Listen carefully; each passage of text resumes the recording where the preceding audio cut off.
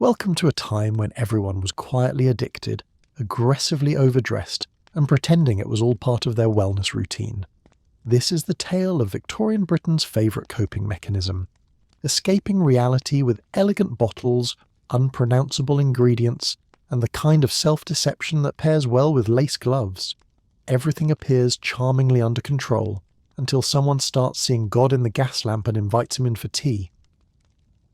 If you enjoy drifting off to stories where society quietly unravelled behind a curtain of good manners and questionable medicine, hit that like button and subscribe for more darkly delightful bedtime tales. This episode is part of our Victorian series, a cosy collection of bedtime stories exploring the most bizarre, baffling, and quietly rebellious lives of the 19th century.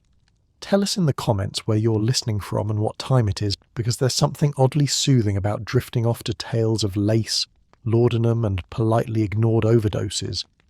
Now dim the lights, get cozy, and prepare to enter a world where addiction wore a corset and came with a doctor's note. You wake up in a bed that smells like betrayal and cabbage.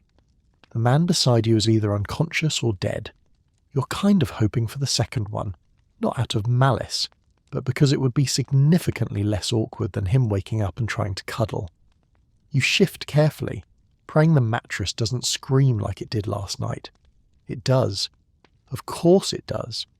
You spot your undergarments dangling from a gas lamp in a way that suggests they've been trying to escape since 2 a.m.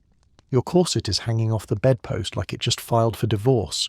There's a rat staring at you from the corner with an expression that says, "Girl, seriously?" But you didn't come here for the ambience, you came for the bottle. It's still tucked under the pillow right where he promised it'd be. Laudanum. Liquid deliverance brought to you courtesy of bad decisions and a man who smells like soup and infidelity. You didn't charge him money.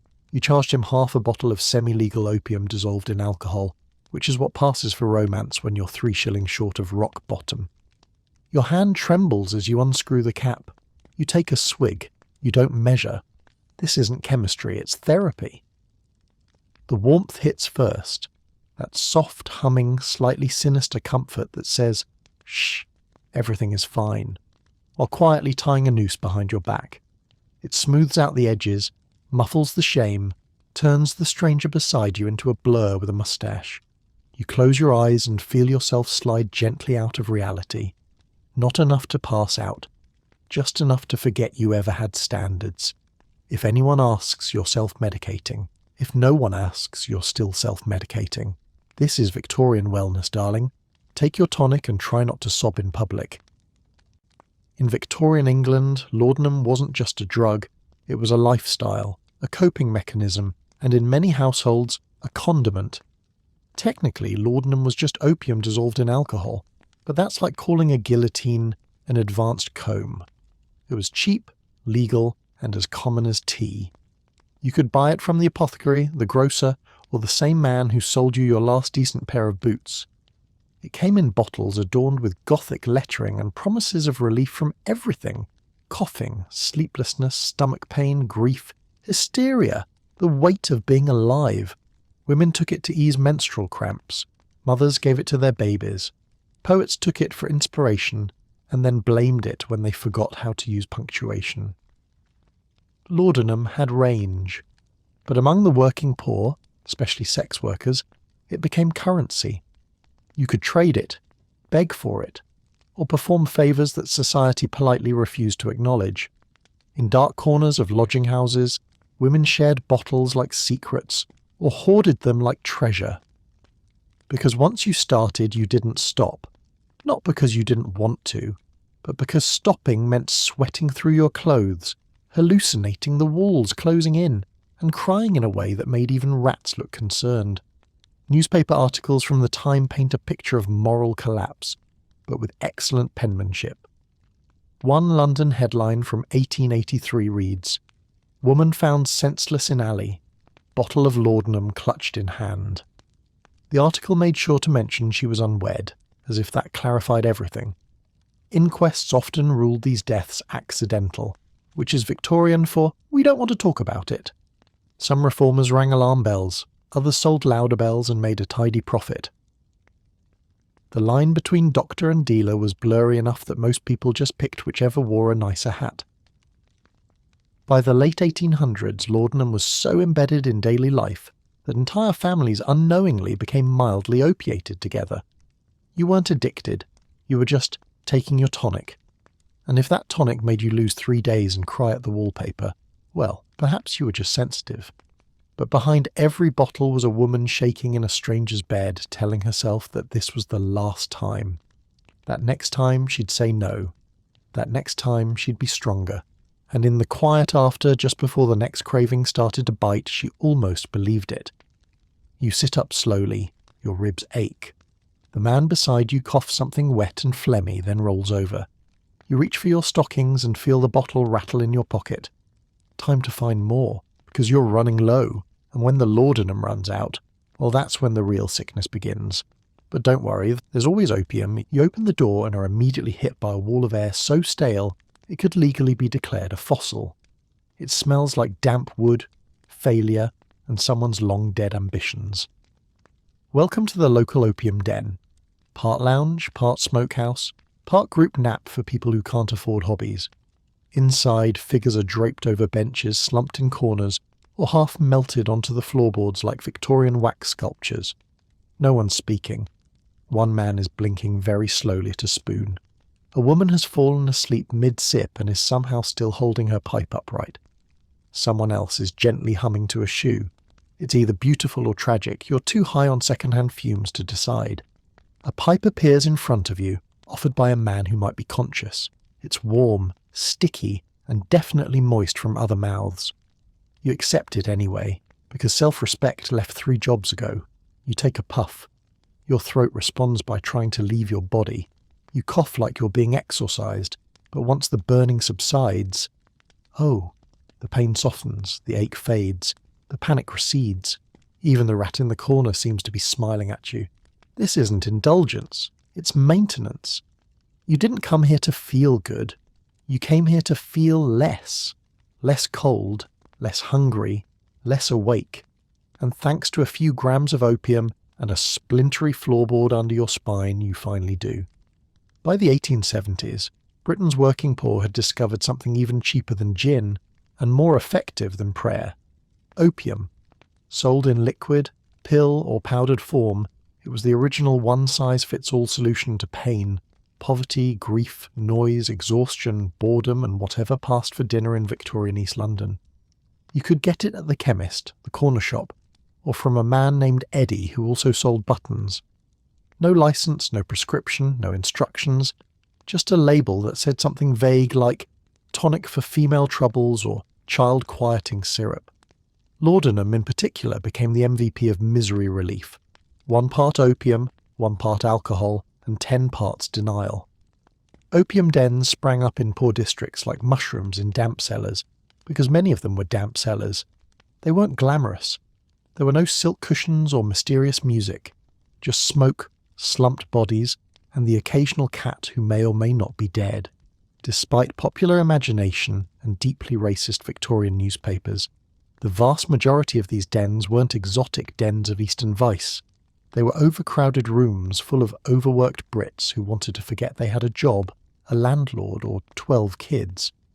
A report from the East London Observer described one den as a place where 5 women and a child shared a single pipe in silence, their expressions blank as stones. Another article in the Illustrated Police News showed illustrations so melodramatic you'd think Satan himself ran the front desk. And still, no regulation, no reform, no rush to shut them down. After all, when poor people are quiet, nobody complains too loudly. So while Victorian society was clutching its pearls over moral decay, the working class was just trying to get through a Tuesday without screaming. And if that meant spending a night in a smoky room hallucinating that your rat was talking back, well, frankly, the rat made better conversation than your boss anyway. You're in a respectable Victorian drawing room, which is to say you're surrounded by furniture that's never been sat on, pillows that exist solely for display, and women who are somehow both exhausted and judgmental at the same time. The curtains are drawn just enough to let in the light, but not the truth, and everything smells faintly of roses, starch, and emotional repression. Your hostess, Lady Passive Aggression, floats toward you with a tray of tea and small talk. But before handing over your cup, she does what every decent Victorian hostess does, uncorks a delicate little bottle and pours in a splash of laudanum like she's sweetening your soul. Just a tonic, she says, smiling the smile of a woman who hasn't felt a human emotion since the Crimean War. Around the room, the other ladies are already sipping and sighing. My maid forgot to wear the drapes again, one murmurs, clutching her pearls like they might revive her. My nerves are simply in tatters, groans another, who seems to believe nervous collapse is a form of cardio. One woman stares into the middle distance and whispers, "I dreamed last night my husband tried to talk to me at breakfast." Gasps all around. Someone almost faints. No one here calls it addiction. They call it delicacy. They don't pass around pipes. They pass around teaspoons. You're not nodding off in a haze of smoke. You're resting your constitution with a narcotic that just so happens to come in an etched crystal decanter. It's the same drug the working class uses, but with better upholstery. In Victorian Britain, addiction had a dress code. Opium in a dark alley, scandal. Opium in your afternoon tea service from Harrods. Utterly acceptable. The working class had dens, the upper class had fainting couches, and both were chasing the same thing, relief from the crushing weight of Victorian life. Only one group had lace gloves and medical approval. Laudanum was the drug of choice for middle and upper class women, enthusiastically recommended by doctors who believed the uterus was basically a haunted house with opinions. The solution? Opiates. Cramping. Opium. Sleepless. Opium. Disagreeing with your husband. Definitely opium. By the 1860s, chemists were practically throwing bottles at women's heads. You didn't need a prescription, you needed a reason, and feeling mildly annoyed was more than enough. Labels promised peace, grace, and gentle relief. Fine print? None. Warnings? Absolutely not. Side effects included spiritual detachment, personality loss, and spontaneous fainting in the conservatory, but those were just considered charming feminine traits. A popular product called Mrs. Winslow's Soothing Syrup marketed itself as a mother's best friend, mostly because it knocked out both the child and the mother. Some brands even included bonus ingredients like alcohol and chloroform, turning every dose into a cocktail of anesthetized bliss. Of course there were consequences. Some women became so dependent they forgot to eat. Some accidentally overdosed while adjusting their bonnets. One poor woman in Bath was found in a decorative fountain reciting lines from Macbeth with no trousers. The neighbours described her as touched by melancholy. And yet, society rarely batted an eyelash.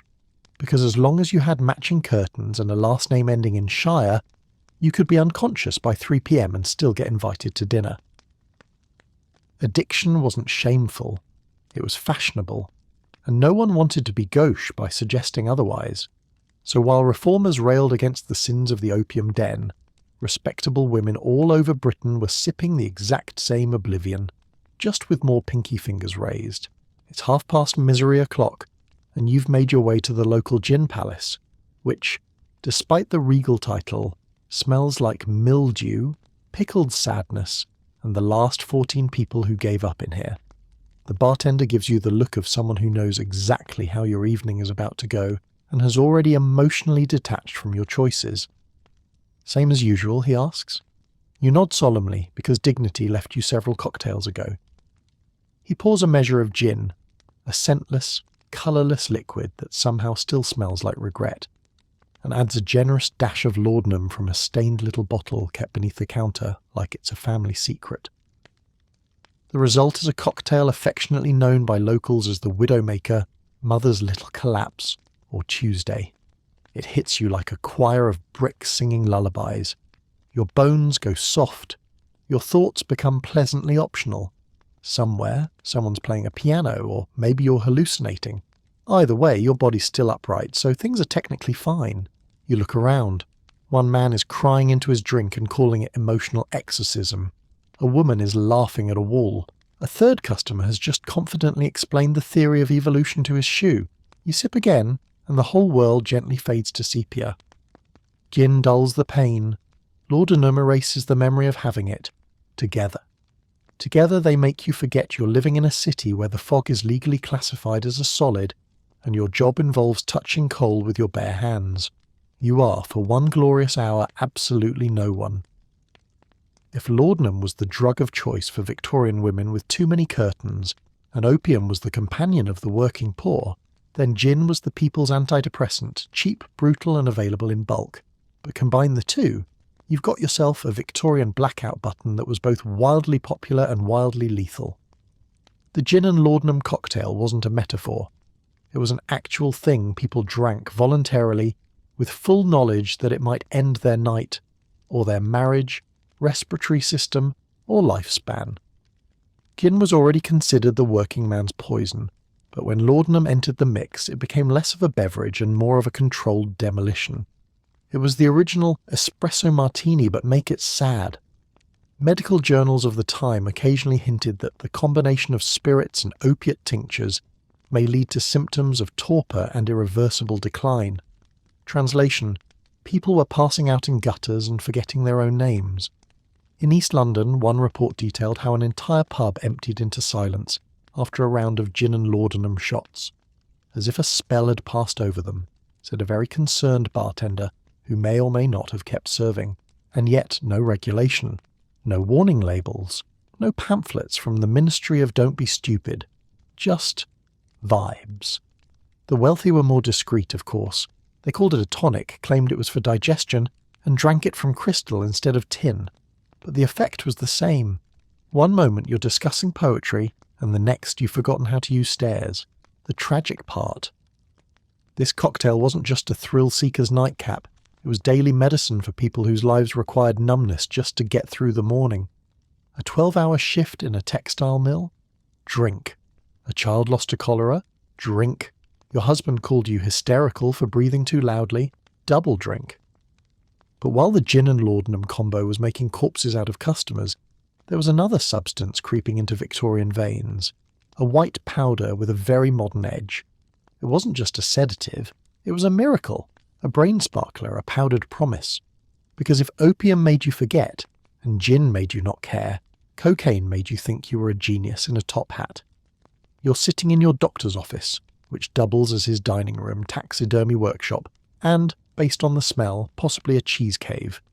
You tell him you're feeling sluggish, uninspired, and increasingly hostile toward your own curtains. He nods solemnly, jots down something completely unrelated in his notebook, and then hands you a tiny vial of white powder with all the enthusiasm of a man offering salvation in a bottle. It's called cocaine, he says, beaming like he invented it personally.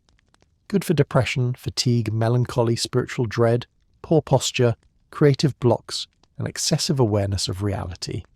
You ask about side effects. He waves vaguely toward a taxidermied fox wearing spectacles. Unimportant. You snort a line off his mahogany side table and instantly gain the ability to hear colours. Your heart sprints. Your spine stands up and introduces itself. You rearrange his medical books by weight, then begin reciting Shakespeare to a hat rack. You suddenly understand math, bees, and the plot of Wuthering Heights.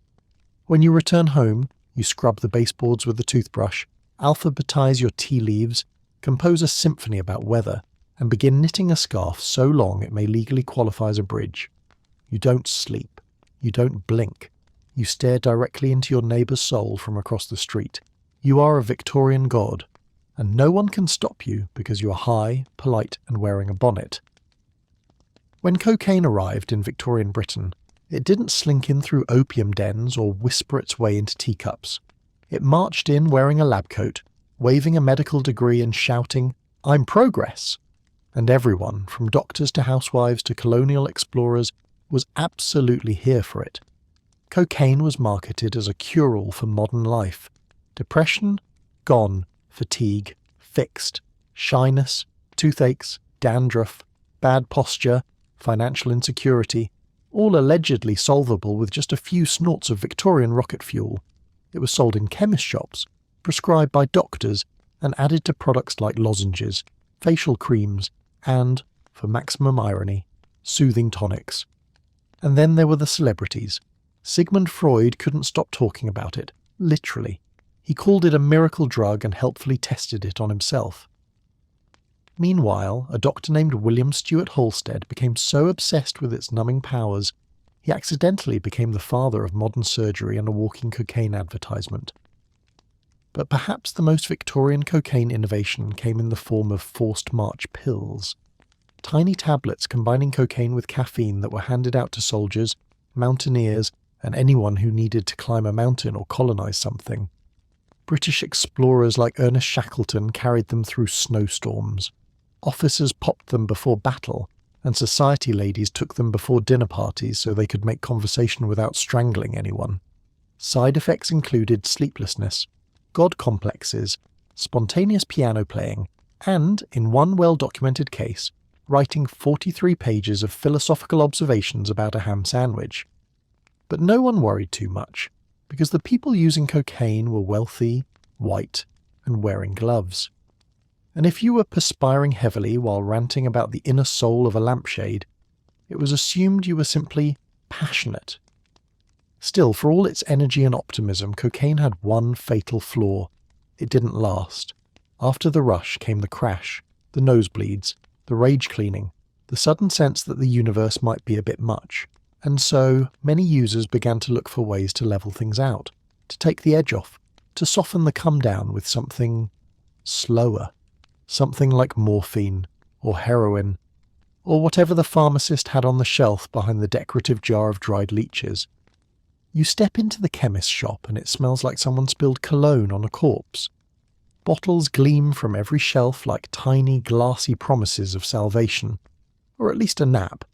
The place looks like a cross between a science lab and a candy store for people who cry during wallpaper shopping. The chemist, a man with eyebrows like startled moths, greets you with the enthusiasm of someone who knows he's about to sell you something mildly lethal and wildly effective.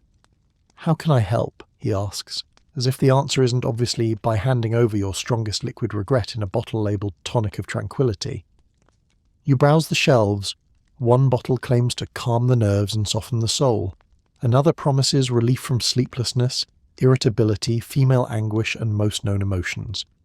There's a powder labelled Dr. Renham's Head Stilliner.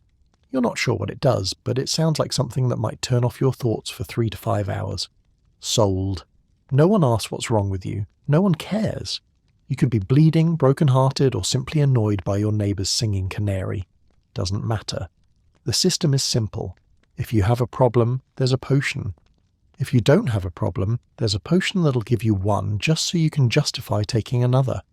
You walk out with a paper bag full of solutions and exactly 0 follow-up questions. This isn't medicine. This is self-care, Victorian style, and there's another pharmacy around the corner in case you need a second opinion or just want to try something with more glitter in it. Victorian Britain was awash in pharmacies, and not the regulation-heavy kind we know today. These were candy stores for the chemically curious, with windows full of brightly coloured bottles, miracle tonics, and powders that could fix anything from hysteria to heartbreak, and occasionally cause spontaneous fainting, hallucinations, or sudden death. There were no rules, no FDA, no prescriptions, no side effect warnings unless you counted may cause eternal slumber in fine print. If you had coins in your pocket and something vaguely resembling a complaint, you were eligible for drugs, lots of them. The average chemist carried a veritable grab bag of narcotics, laudanum for everything, morphine for more serious everything, cocaine lozenges for tired children, stressed out adults, and anyone with a nose. Chlorodyne, a delightful combo of opium, cannabis, and chloroform, great for coughs, or Tuesdays. These remedies were often sold under cheerful names like Infant Quietness, Mrs. Etherby's Relief Syrup, or Stomach Powder Number 5, which sounded gentle and innocent, right up until you realised you just gave your baby a tablespoon of chemically enhanced napalm. Pharmacists weren't just tolerated, they were trusted. They wore white coats, they used Latin, they wrote receipts, and most of them had no idea how much opium a toddler could safely ingest, which, in fairness, was a fairly new field of study. One report in The Lancet described a London neighbourhood with 13 chemists on a single street, leading to what researchers delicately called competitive over-medicating. Translation: everyone was high, and business was booming. Victorians didn't just take medicine, they collected it. They displayed it. They recommended it to friends. A well-stocked medicine cabinet was a mark of modernity, even if half its contents could knock out a cow. It wasn't until late in the century, after a few too many unexplained fainting spells and a handful of corpses who died peacefully but glowing slightly, that officials began to raise concerns. But by then it was too late. Victorian households had become drugstores in disguise, and while mothers were dosing themselves to survive laundry day, children were beginning to sample their own remedies, particularly the ones labelled soothing syrup. Because if adults were allowed to chemically check out of the 19th century, why should the toddlers have to suffer through it sober? Your child is screaming. Again. Relentlessly. With the volume and emotional intensity of a shipwreck survivor recounting trauma through interpretive shrieking. He's been teething for 3 weeks, hasn't napped since Tuesday, and just bit the cat. Twice. You've sung lullabies, you've rocked him, you even whispered vague threats about sending him to a chimney-sweeping apprenticeship. Nothing worked. The child is impervious to logic, lullabies, and the natural laws of exhaustion. He is powered entirely by chaos and molars, so you reach for the bottle, Mrs. Winslow's soothing syrup, for teething, screaming, and other domestic emergencies. The label shows a smiling baby surrounded by stars. You suspect the stars are opium-induced. You tip a teaspoon into his mouth. He blinks, stares at you, blinks again, and then, as if gripped by the hand of God, goes completely still. His limbs go floppy, his eyelids droop, and a soundless peace descends upon the household. Birds sing. The cat returns from hiding. You may cry. It's not parenting so much as chemical negotiation with a tiny tyrant. You didn't raise your child, you brokered a ceasefire with morphine, and because you believe in equality, you take a sip yourself. For the nerves, for the silence, for science. If you think modern parents are overworked, imagine being a Victorian mother with 7 children. No childcare, no cartoons, and no sense that yelling into a pillow was socially acceptable. Now add cholera, bad plumbing, and a husband who thinks female hysteria is caused by reading. Voila, you have a market for children's syrups.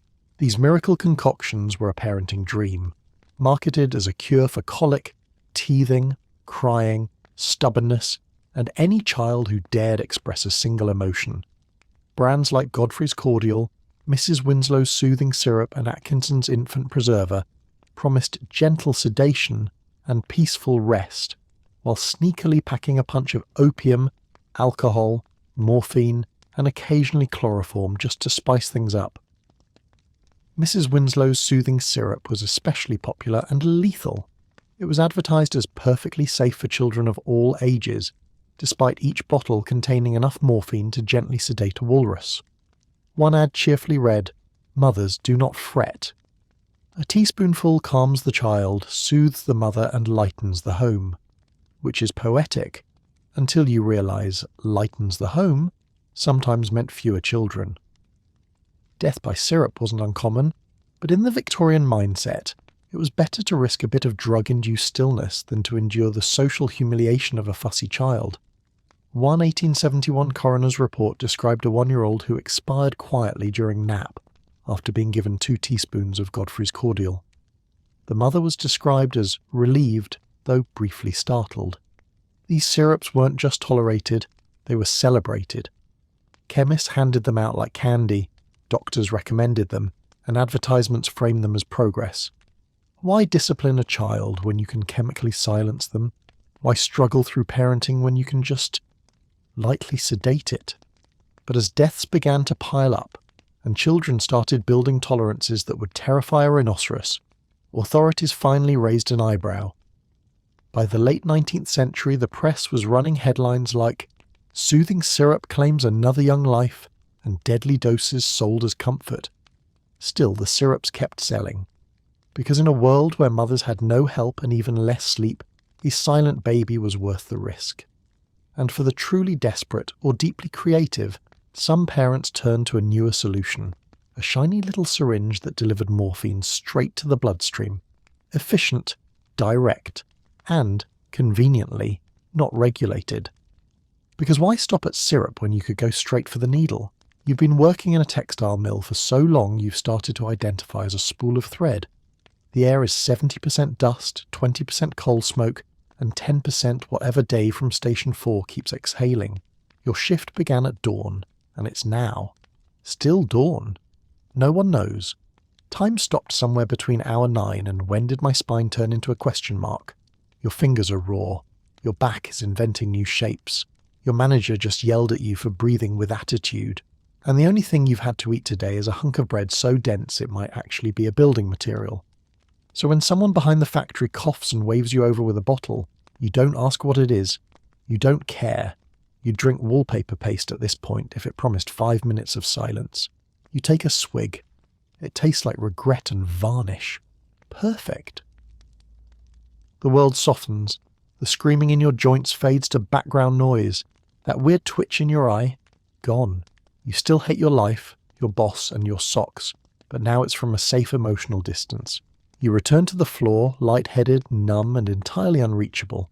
Management calls this a return to productivity. You call it chemical survival. And hey, if you make it to the end of the day without punching someone or weeping into a spool of yarn, that's called a win. For Victorian Britain's working poor, drug use wasn't glamorous, poetic, or even recreational. It was necessary. When your options are feel nothing or feel everything while starving, most people chose the bottle that made existence slightly blurrier. Opium was the go-to relief. It was cheap, strong, and more socially acceptable than screaming in the street, although both happened regularly. Factory workers, dockhands, laundresses, chimney sweeps, and seamstresses all turned to opiates to manage the unrelenting grind of poverty. It wasn't indulgence, it was pain management for a collapsing society. Drugs were sold everywhere. Grocers, barbers, street vendors. If you could afford a biscuit, you could afford a bottle of Laudanum.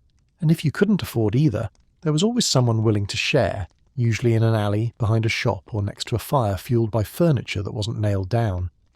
One East London reporter wrote in 1878, "The men come home from their work with backs bent and spirits lower, and they turn to the brown bottle before they turn to supper. For some, it is the only warm thing they will taste all week, and it wasn't just opium.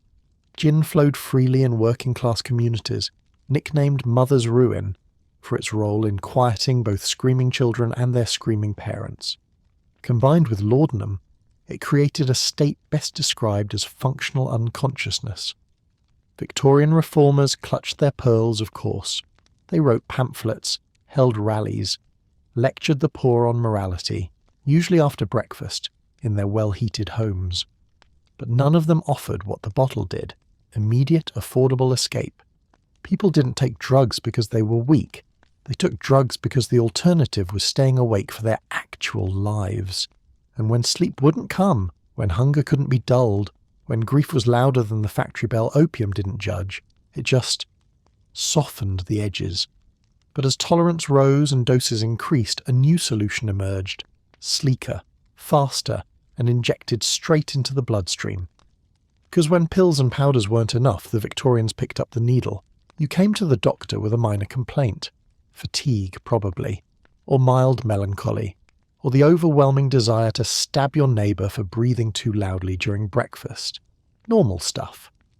The doctor waves off your description before you've even finished the word exhausted, and opens a leather case like he's about to perform a magic trick. Inside is a shiny metal syringe, glinting with the smugness of something that knows it's about to ruin your life. This, he says dramatically, is progress.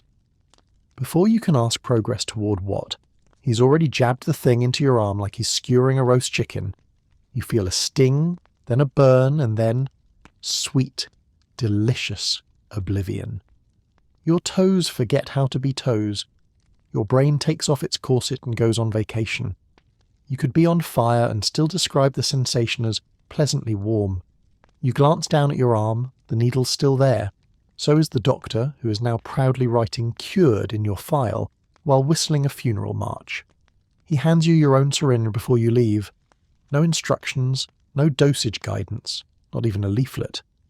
Just a cheerful, use as needed, followed by a wink that says, This will either solve all your problems or turn you into a Victorian raisin.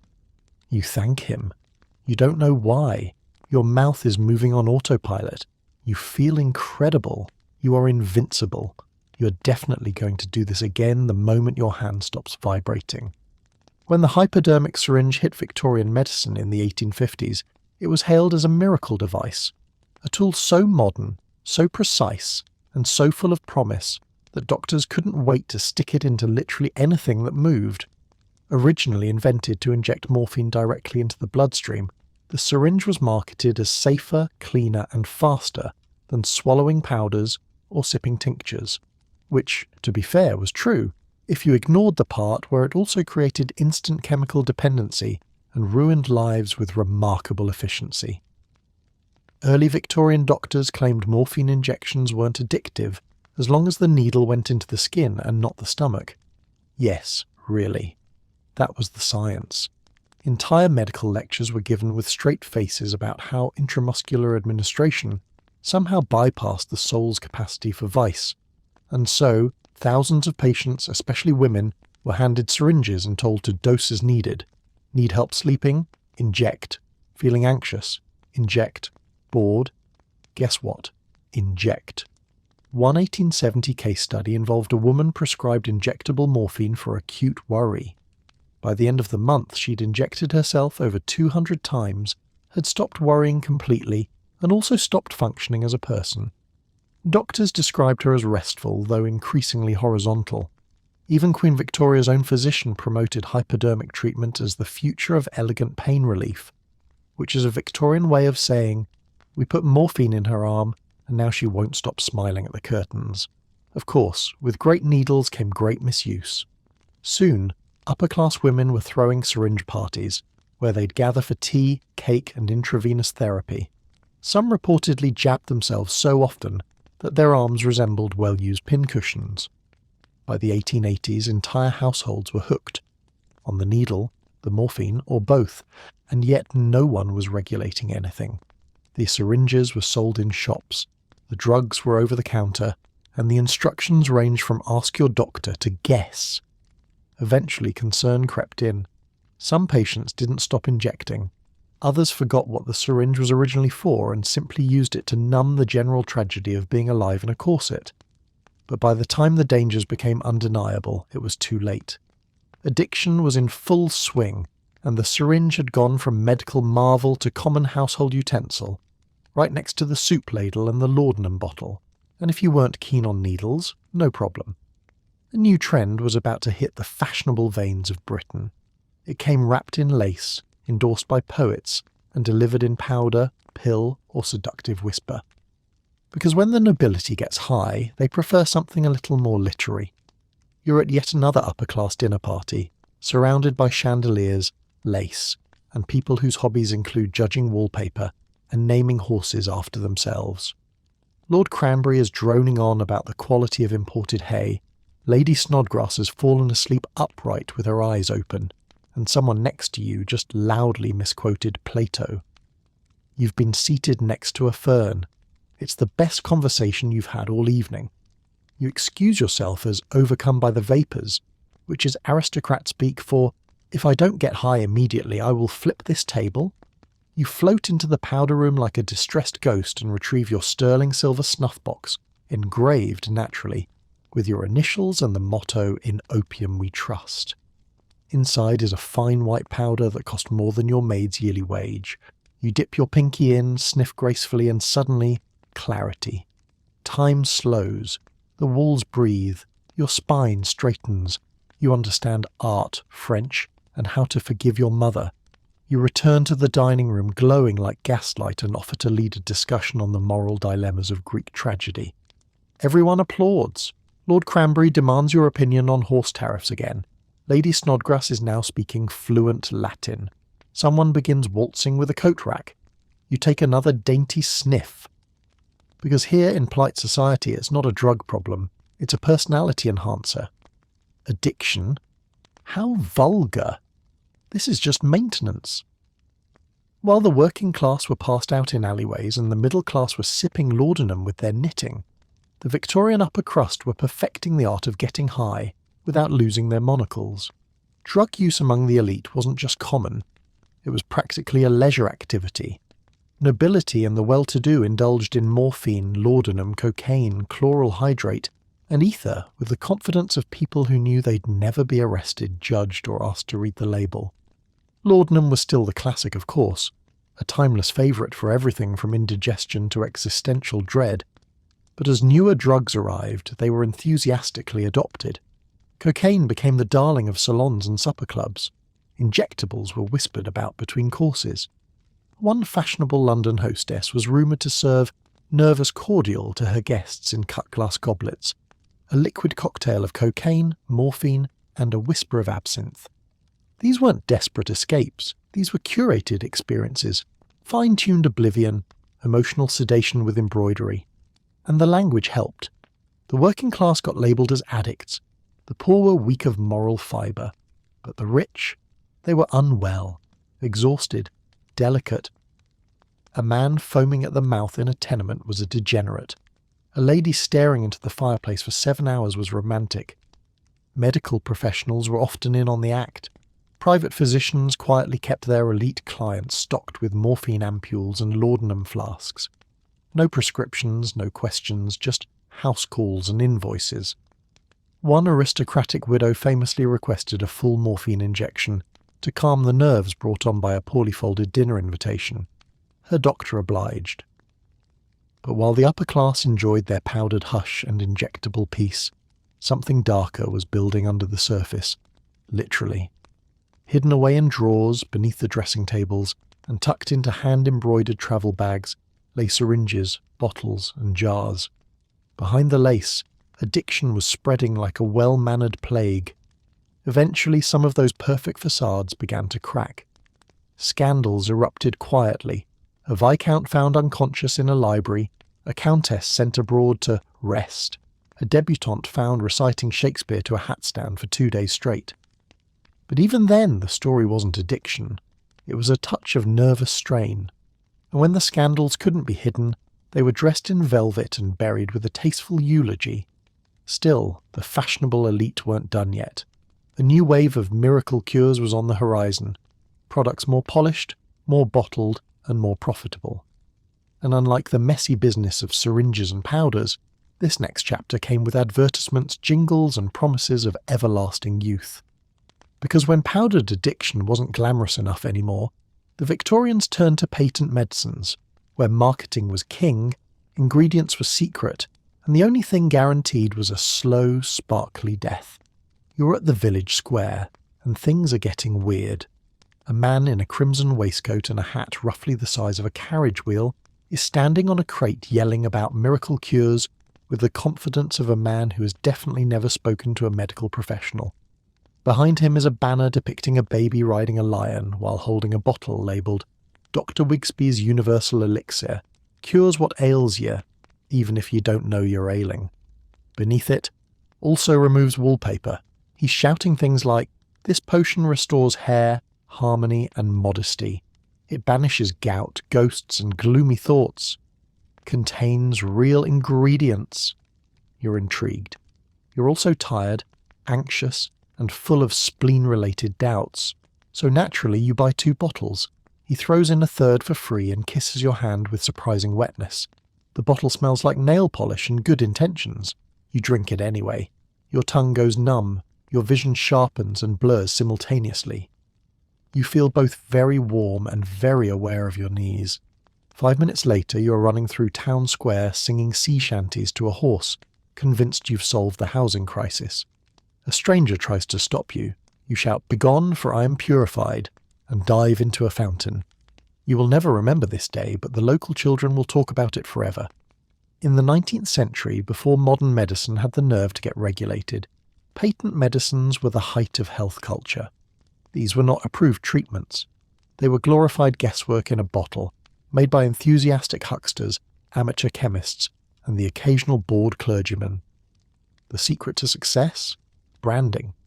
These medicines had names like Dr. Fenner's Golden Tonic for the Tormented, Mrs. Abernathy's Liver Invigorator, Old English Snake Oil Remedy with Real Snake, Professor Wigsby's Brain Elixir and Stain Remover, The labels were masterpieces of false hope. Cures all known ailments. Recommended by 7 out of 7 mysterious gentlemen in top hats. Contains no fewer than 4 ingredients. What was actually in them? Usually alcohol, opium, cocaine, chloroform, or something that might be glue. Sometimes all of the above. Some contained no active ingredients at all, which was somehow safer than the ones that did. Children's tonics were particularly lethal. One widely sold product claimed to soothe teething pain and teach obedience. Translation: it knocked your toddler out cold for 8 hours, and possibly rerouted their future. Adults, meanwhile, took pills to relieve wind, gloom, and haunting thoughts, most of which delivered a euphoric high followed by a 3-day nap and light foaming. These concoctions weren't just popular, they were aggressively marketed. Posters, travelling salesmen, endorsements from actors, poets, and people who may or may not have existed. Testimonials claimed everything from miracle pregnancies to full limb regeneration, depending on how many bottles you bought. No one asked questions, why would they? Doctors were expensive. Real medicine tasted like boiled socks. And this stuff worked, or at least made you forget that you were dying. Either way, success. It wasn't until the end of the century that the government realised people were dying from cures. But by then, the damage was done. Patent medicines had become household staples, proudly displayed next to the biscuits and prayer books.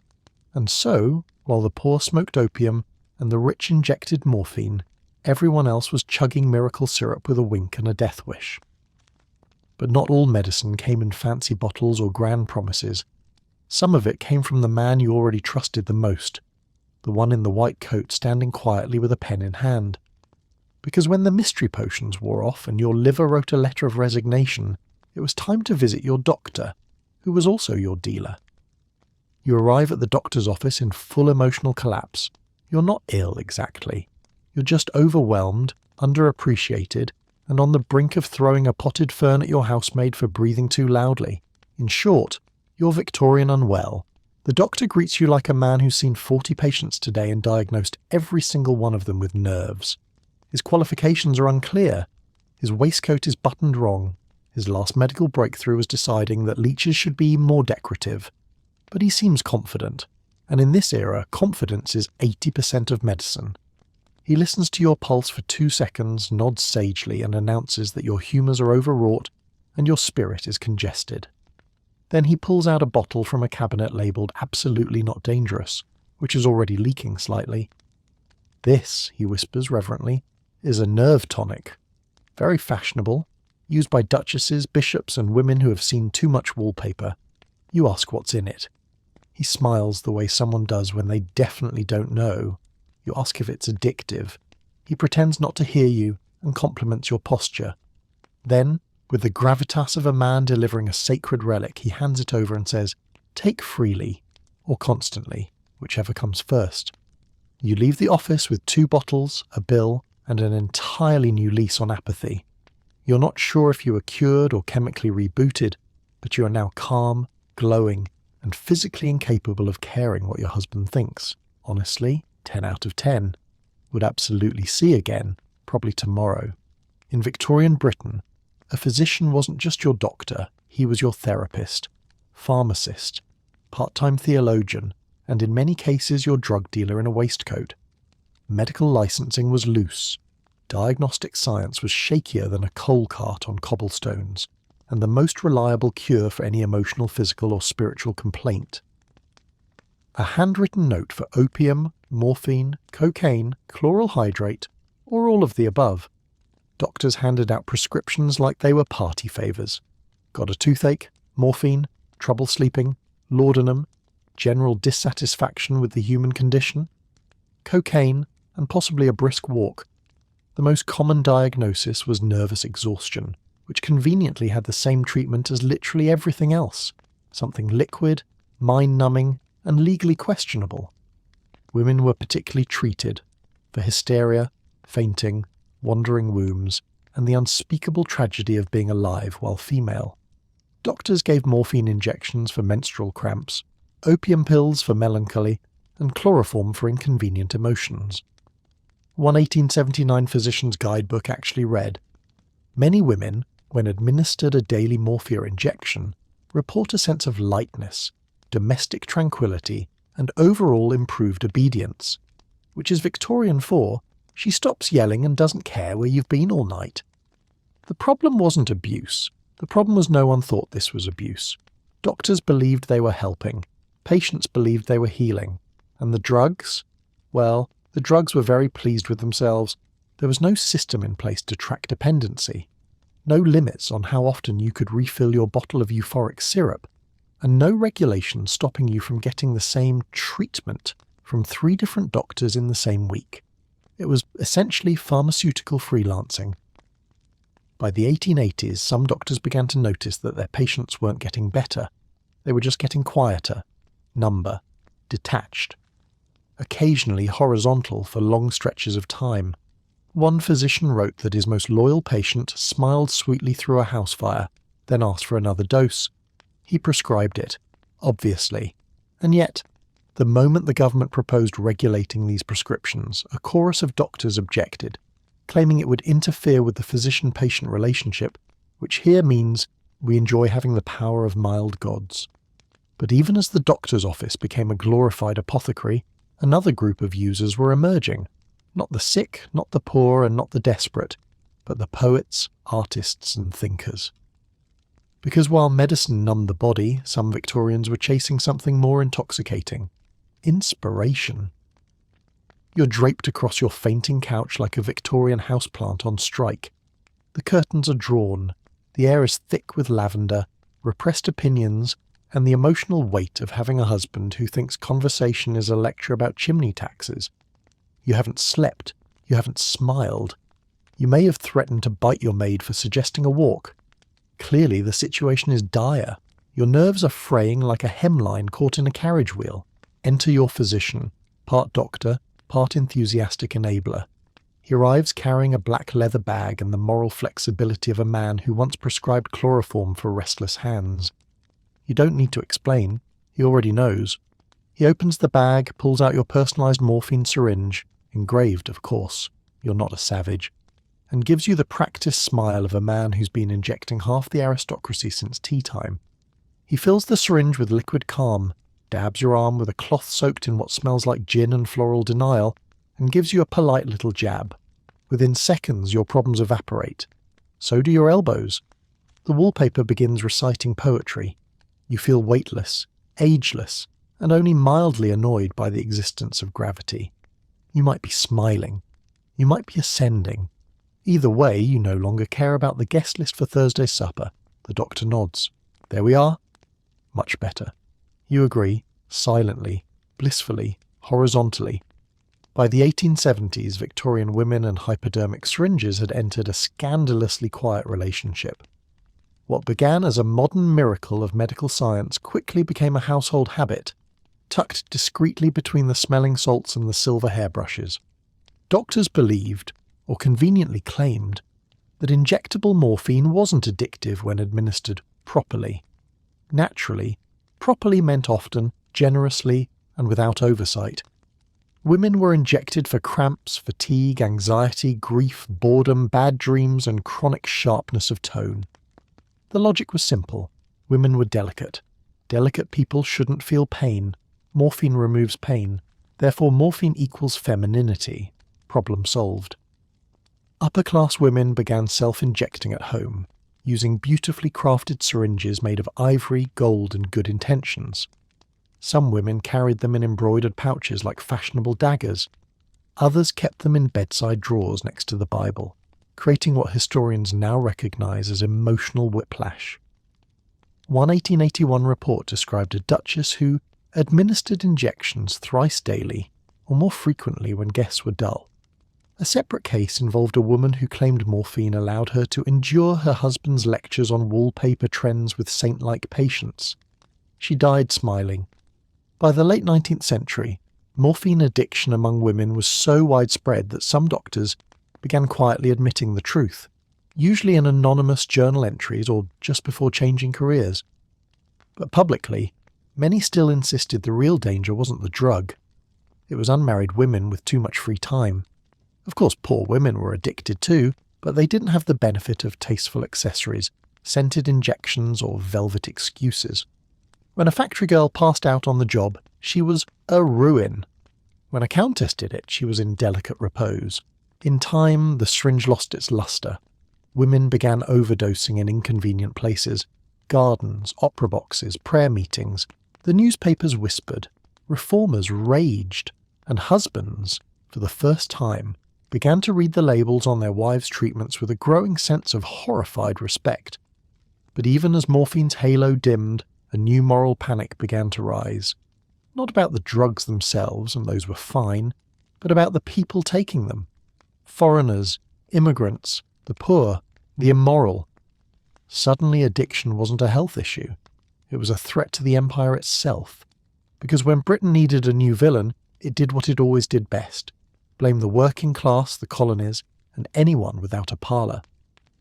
You're sitting in the pew at St Self-Righteous of the Holy Gaslight, clutching your lace gloves and trying not to giggle, mostly because the sermon is ridiculous, and also because your cough syrup contained 20% opium and possibly some varnish. The vicar thunders from the pulpit, cheeks flushed with outrage and laudanum, waving a newspaper like it personally offended him. The East End is riddled with dens of sin. Foreigners bringing opium, women swooning in alleyways, respectability is under siege. The crowd gasps theatrically. Mrs. Havisham faints straight into her bonnet. Lady Norbury starts fanning herself like she's auditioning for a hurricane. Someone in the back mutters, "I blame the Irish." It's very spirited. You glance around. Let's be honest. Everyone here is on something. The vicar is sweating morphine. The church warden is chewing coca leaves like they're breath mints. The soprano in the choir hasn't blinked since Advent. Meanwhile, you're still riding a laudanum high so gentle and so powerful that you're fairly certain you've left your body and are now watching the service from the rafters with the organ mice. And yet the whole congregation is acting like drugs are some new horror from the shadows, imported by sinister outsiders and morally unstable chimney sweeps. Because as we all know, when the poor use drugs, it's a crisis. When the rich use drugs, it's a tonic for the nerves. You nod solemnly, sip from your digestive tincture, and pretend to be shocked, because that's what respectable people do when they're high in church. By the late 1800s, Britain found itself in the awkward position of being completely addicted, while also deeply offended by the concept of addiction. The result? A national morality panic so hypocritical it practically deserved its own knighthood. The media kicked things off with a flurry of articles about opium dens, usually accompanied by illustrations of slumped figures, dark alleys, and vaguely foreign aesthetics. The press claimed the streets were choked with vice, polluted by Chinese influence, and overrun by moral collapse. In reality, most dens were quiet basements, where exhausted people went to forget they lived next to a tannery. Still, the public was horrified, not by the drug use itself, heavens no, but by who was doing it. When Lady Chatsworth injected morphine before dinner, it was therapeutic. When a dock worker did it to dull the ache in his spine, it was a threat to civilization. Politicians, preachers, and pearl-clutching reformers leapt into action. Pamphlets were printed, speeches were made. One particularly unhinged reverend claimed that opium opened the door to devilish temptations such as fornication, jazz, and nonconformist hats. Laws soon followed, not against morphine or laudanum, those were still popular with the wealthy, but against opium smoking and unlicensed vendors, especially in immigrant communities. The message was clear. Your drug habit was only dangerous if you didn't own a drawing room. Addiction was a disease if you were white, rich, and had a chaise lounge. But it was a crime if you were poor, foreign, or didn't pronounce herbal with an audible H. This two-tiered system allowed Britain to pretend it was cleaning up vice, while still quietly spooning cocaine into toothache powders and advertising opium-laced tonics as brain food. One 1895 newspaper declared, "A nation must be vigilant. We cannot allow our streets to become playgrounds for the morally decayed." This ran directly next to an ad for Dr. Merriweather's elixir for melancholy. proudly featuring 17% morphine and a small drawing of a man smiling at a curtain. Eventually, the panic became so loud that real medical voices were drowned out. Addiction became a moral failure, not a medical condition. And like all good Victorian hypocrisies, it came with a lace trim, casual racism, and a complete lack of self-awareness. But as the moral panic burned brightly in Parliament and pulpits, the drug trade was already evolving. New formulas, new labels, new marketing schemes. Because if people were starting to question their syrups and tonics, why not just change the name, bottle it in something shiny, and sell it back to them as health? It's midnight in Victorian London, which means the fog is thick, the gaslights are flickering, and absolutely no one is sober. You're skulking through an alley behind the butcher's, guided only by desperation, poor judgment, and the distant sound of someone coughing in Morse code.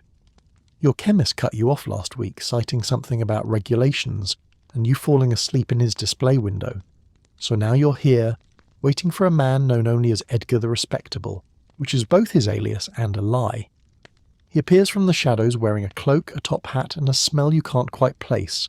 Possibly cinnamon, possibly ammonia, possibly haunted candle. "You look unwell," he says cheerfully. "Excellent." He opens a case full of tiny bottles labelled things like nerve mist, happy oil, Dr. Wigglesworth's ambidextrous drops, and simply yes.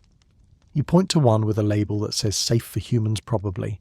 He nods solemnly, wraps it in newspaper, and accepts your money, a button, and a vague promise not to die in his alley. You take a swig. It tastes like licorice and criminal liability. Your vision doubles, your worries vanish, and you're 70% sure you can hear colours. You thank Edgar, curtsy to a trash can, and moonwalk home. You'll definitely be back next week, or tomorrow. Time is a social construct. As government regulations began slowly, painfully, and with great reluctance to poke at Britain's drug problem, a new market emerged. The unofficial one. When pharmacies stopped selling certain concoctions, the street took over, offering the same products under new names, looser ethics, and the slogan, "We don't ask questions and neither should you." Drug dealers in the Victorian era weren't shady teenagers in hoodies. They were often ex-chemists, failed surgeons, disgraced clergymen, and ambitious widows with spare time and a firm grasp of the profit margin on morphine. Many sold from stalls, pubs, back alleys, or their own sitting rooms, velvet chairs included. The black market was clever. When opium was banned in certain forms, dealers sold it as herbal sleeping aids. When injectable morphine raised eyebrows, it became vital restoration serum.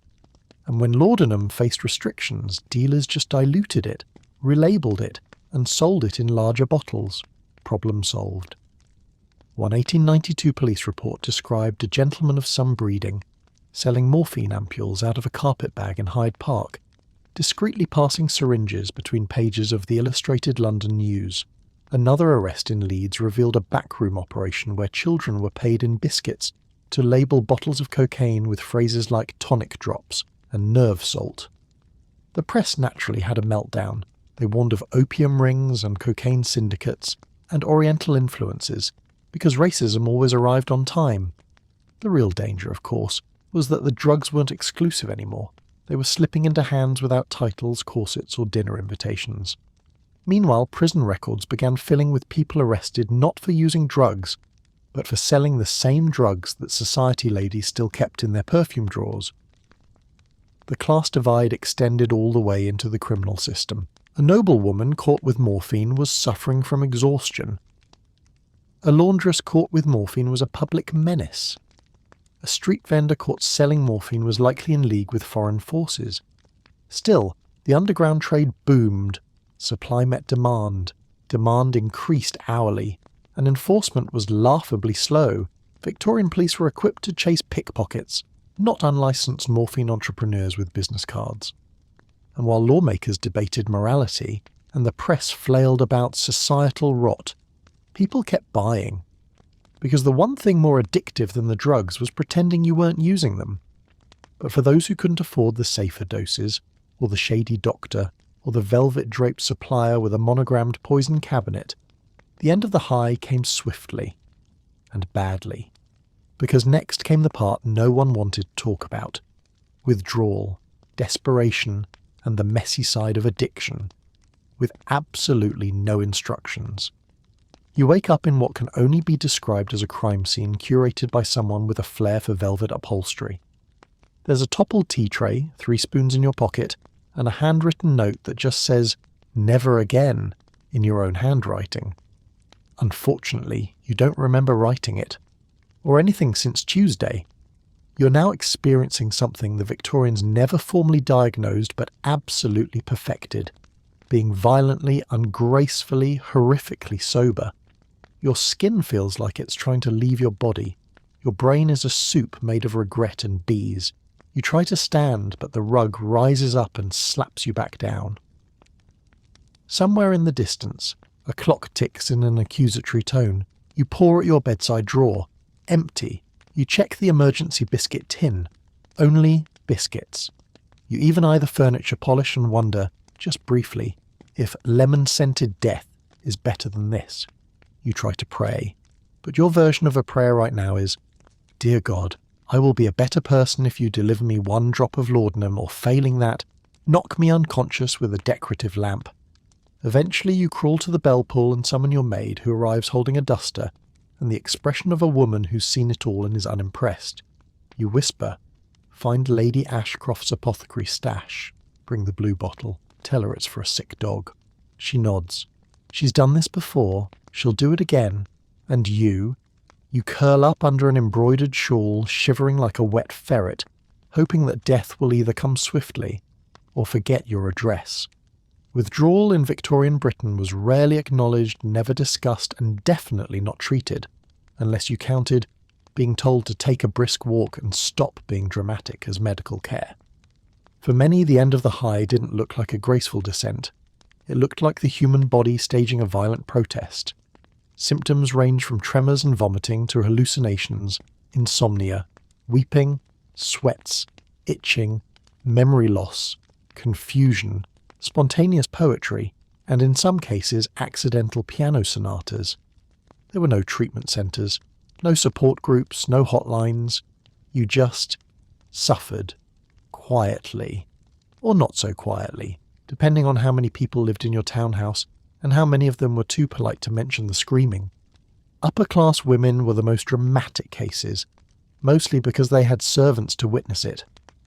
One 1886 diary entry described a lady of fine reputation who was found in her parlour weeping into her soup and accusing the chandelier of betrayal.